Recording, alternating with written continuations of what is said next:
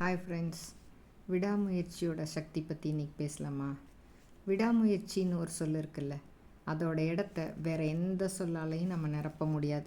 நிறைய பேர் திறமை இருந்தும் தோற்று போயிடுவாங்க. காரணம் என்ன தெரியுமா? 4 தடவை முயற்சி பண்ணுவாங்க, 5ஆவது தடவை தோற்றுட்டாங்கன்னு வைங்க, தோல்வியை பார்த்து தோண்டு விடுவாங்க. சில சமயம் ஒரு காரியம் நடக்கிற மாதிரி வரும், பிறகு கை நழுவிடும். இந்த மாதிரி சந்தர்ப்பங்களில் தோல்வி பற்றிய பயம் பலருக்கு வந்துடும். இது சகஜம் தானே. ஆனால் அப்படி இருக்கக்கூடாது. அப்போ எப்படி நம்ம நினைக்கணும் தெரியுமா? வெற்றி வேண்டுமா, போட்டு பாரடா, எதிர்நீச்சல் அப்படின்னு நினச்சோன்னா வெற்றி நமக்கு தான்.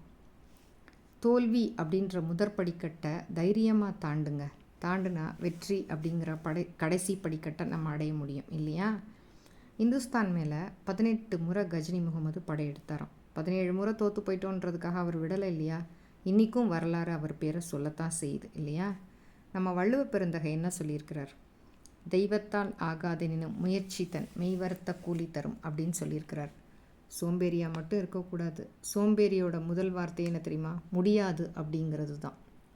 நம்ம முயற்சி பண்ணணும். எப்படி முயற்சி பண்ணணும்? மெய் வருந்த முயற்சி பண்ணணும். அப்போது முடியாது அப்படிங்கிறதே கிடையாது. டிஸ்னி வேர்ல்டு பற்றி எல்லாருக்குமே தெரியும்.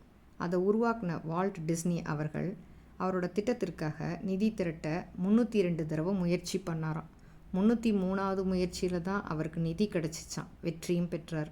இன்றைக்கி வேர்ல்டு ஃபேமஸ் இல்லையா? உலக புகழ்பெற்ற விஞ்ஞானி தாமஸ் ஆல்வா எடிசன், அவர் 1000 முறை தோற்று போனவர். 1000 முறை தோற்று போயிட்டோன்றவருக்காக அது விடலை அவர். அதுக்கப்புறம் எத்தனையோ முயற்சி பண்ணி நிறைய கண்டுபிடிப்புகளை கண்டுபிடிச்சார். அவரோட கண்டுபிடிப்புகளில் ஒன்று மின்விளக்கு. இன்றைக்கும் உலகையே ஒளிரச் செய்யுது இல்லையா? நீ எதுவாக நினைக்கிறாயோ அதுவாகவே ஆகிறாய் அப்படிங்கிறது தான் நம்ம கீதை சொன்ன தத்துவம். நம்ம சாதிக்க பிறந்தவங்கன்னு நம்ம நினைப்போமே, அப்போ தானே நம்ம சாதிப்போம்.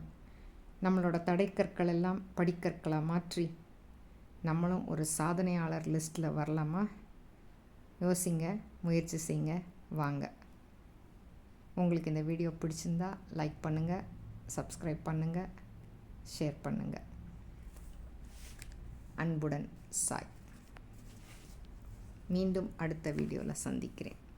Bye friends.